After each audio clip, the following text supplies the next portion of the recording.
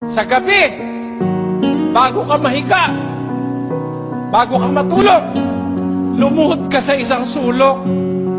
Magpasalamat ka sa Diyos, sa Kanyang kabutihan. Panginoon, salamat po.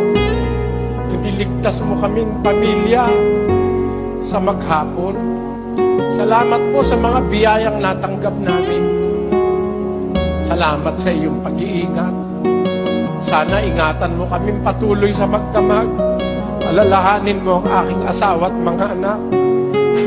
Sana po, iligtas mo sila sa mabibigat na karamdaman.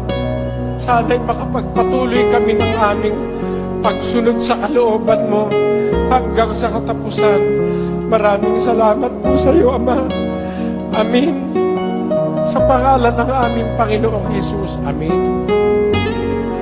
Kapiraso lang yon, mga kapatid. Sabi ng Biblia, ang hain ng masama kasuklam-suklam sa Panginoon. Ngunit ang dalangin ng matuwid ay kanyang kaluguran. Sa bawat pagtalima mo, anak, sa iyong ama't ina, sa bawat pagmamahal na iukol mo sa iyong ama't ina at paggalang, natutuwa na ang Diyos. Hindi mahal ang kaluguran ng Diyos. It is within our resources and within our reach.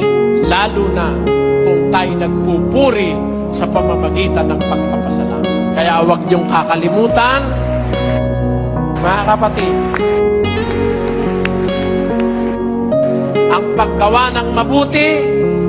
paggawa ng mabuti ay pagpapalugod sa Diyos. Ang pagtulong sa nangangailangan ay pagpapalugod sa Diyos. Lahat ng ating gagawing ayon sa batas ng Biblia na pinag-aralan natin ay pagpapalugod sa Diyos. Ayan. Sa dahilang yan, sa gawain yan, nakakaramdaman ng galit ang Diyos araw-araw sa mga taong masasama, na pasasaya naman natin ang kanyang kalooban sa ating pagsunod sa kanyang mga kautusan.